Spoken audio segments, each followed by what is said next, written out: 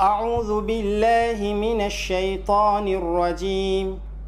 بسم الله الرحمن الرحيم.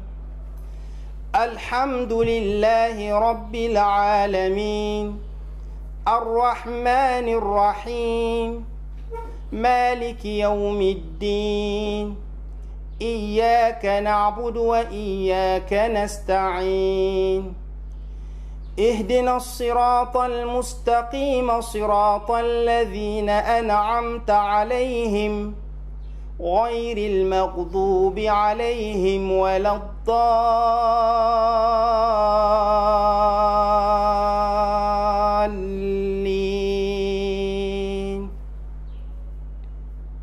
آمين. الحمد لله رب العالمين وصلى الله وسلم على عبده ورسوله نبينا محمد وعلى آله وصحبه أجمعين وبعد السلام عليكم ورحمة الله وبركاته. Toute la louange appartient à Allah et que les prières, la paix, les bénédictions soient sur le noble des messagers, notre prophète Muhammad, fils d'Abdallah, ainsi que sa famille et ses compagnons, de même pour tous les prédécesseurs pieux, et aussi nous autres croyants qui suivront les pas de ces derniers jusqu'au jour de la rétribution, suite à quoi, fidèles en islam, ces programmes qui consistent à passer des séries de cours concernant l'exégèse de la sourate Al-Fatiha, l'ouverture. Nous devons comprendre l'importance et les mérites du Saint-Coran. C'est la première référence islamique, c'est la parole d'Allah, c'est la révélation d'Allah à son prophète Muhammad sallallahu alayhi wa sallam afin de le transmettre à toute l'humanité. Le Coran, donc, la parole d'Allah, mais qui était aussi lui, la parole d'Allah. Il a lu à l'ange Jibril tout le Coran. L'ange Jibril à son tour a lu au prophète Muhammad sallallahu alayhi wa sallam. C'est donc la parole d'Allah transmise et que l'ange l'a récité et le prophète sallallahu alayhi wa sallam à son tour il a récité. La définition réelle du Coran d'après les savants du Coran, de Ulum al-Quran et les savants du Tafsir, ils disent que le Coran, Kalamullah, al-Munazzalu ala Muhammadin sallallahu alayhi wa sallam, al-Mahfouzu fi sudur, al-Maktubu fi al-Masahif, al-Mutahadda bi aqsari suratin min,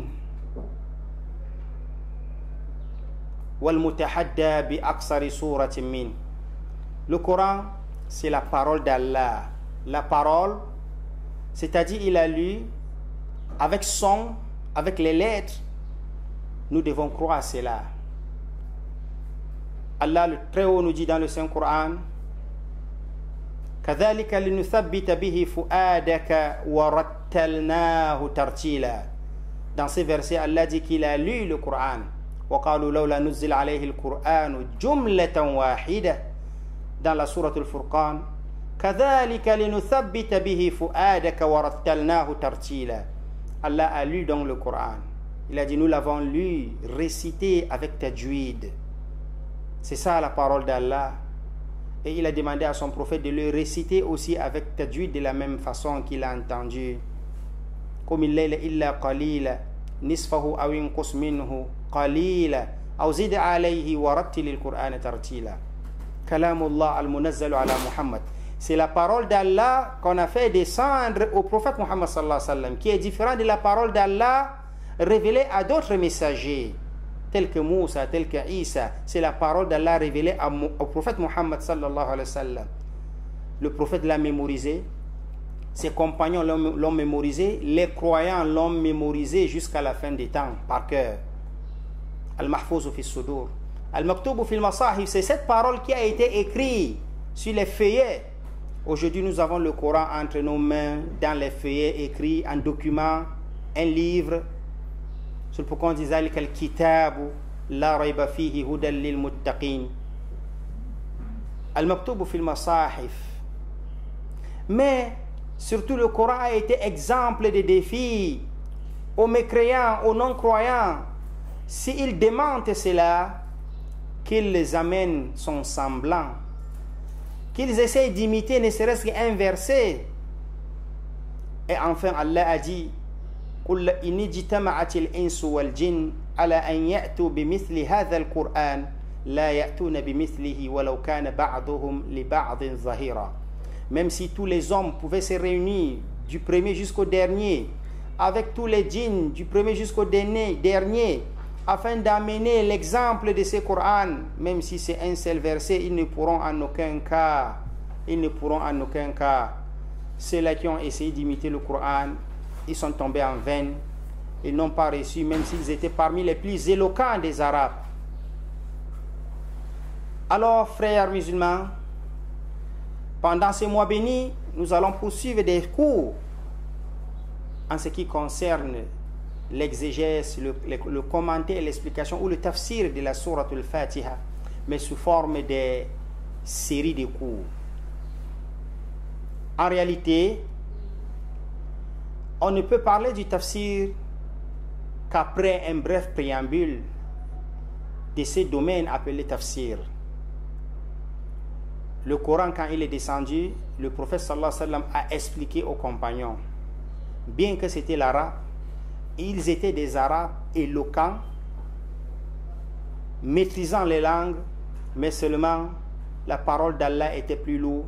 Il fallait que le messager d'Allah leur explique.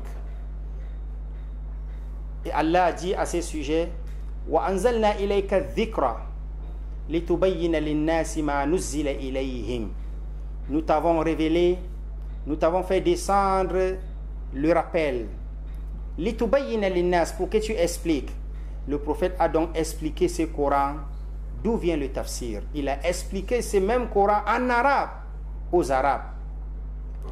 Combien de fois l'un de nous aujourd'hui qui pense que le fait de prendre seulement le Coran traduit en français ou en anglais ou en haoussa ou en n'importe quelle langue et qu'il pourra prendre ce Coran et lire et comprendre parce qu'il maîtrise son français, il a un bon niveau intellectuel français et cela est suffisant pour lui de prendre le Coran traduit en français et le comprendre, c'est une erreur très grave, parce que les Arabes les plus éloquents de tous les temps,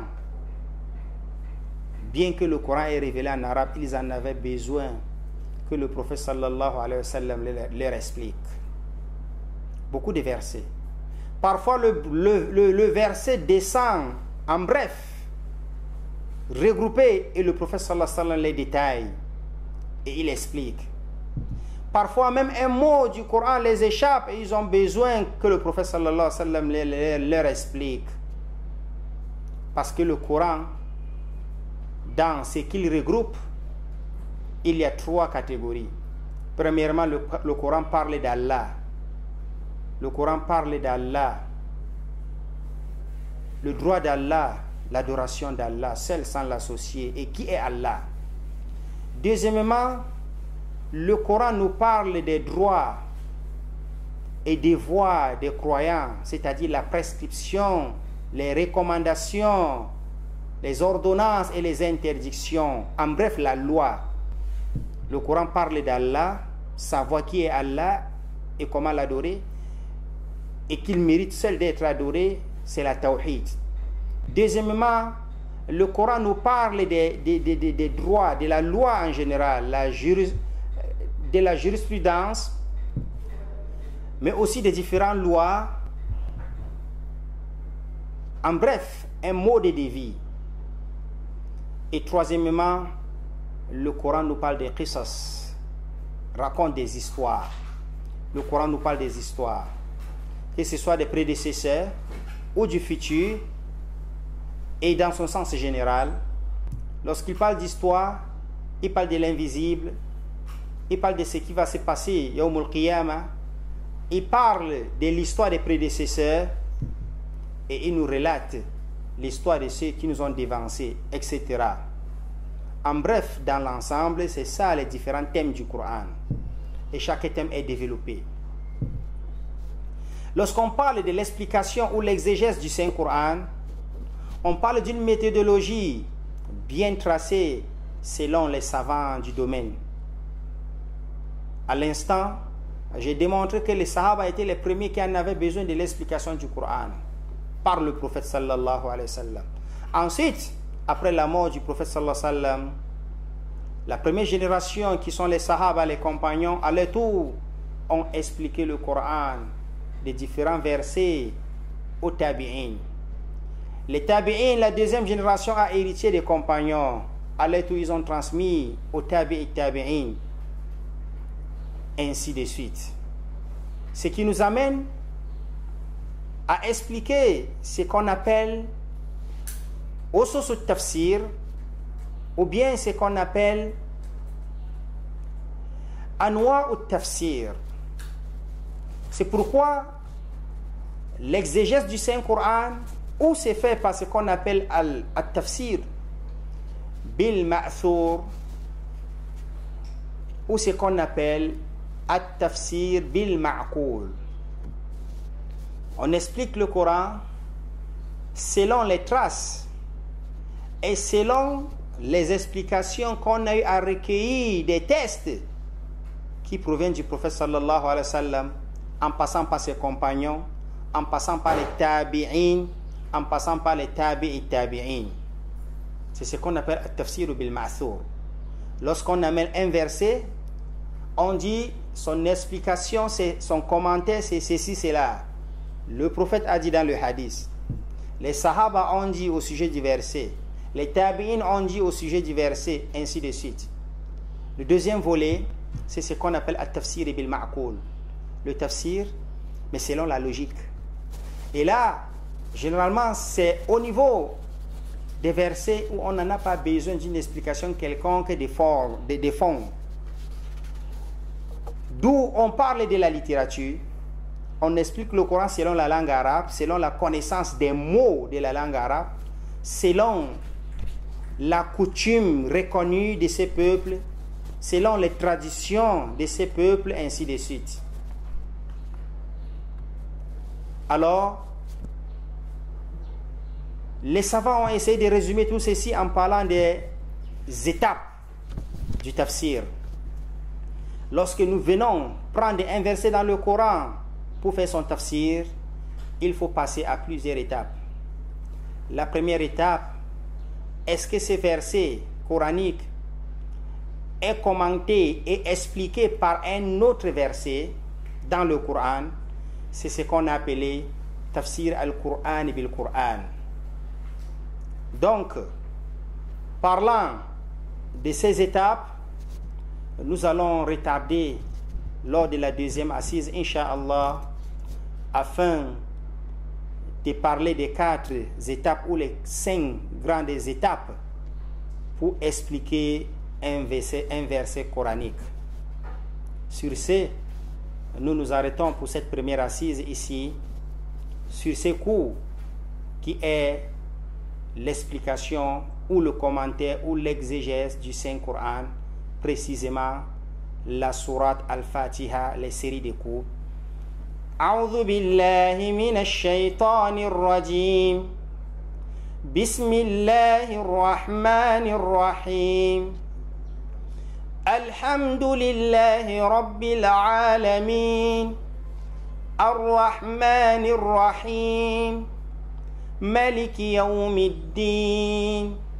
إياك نعبد وإياك نستعين اهدنا الصراط المستقيم صراط الذين أنعمت عليهم غير المغضوب عليهم ولا الضالين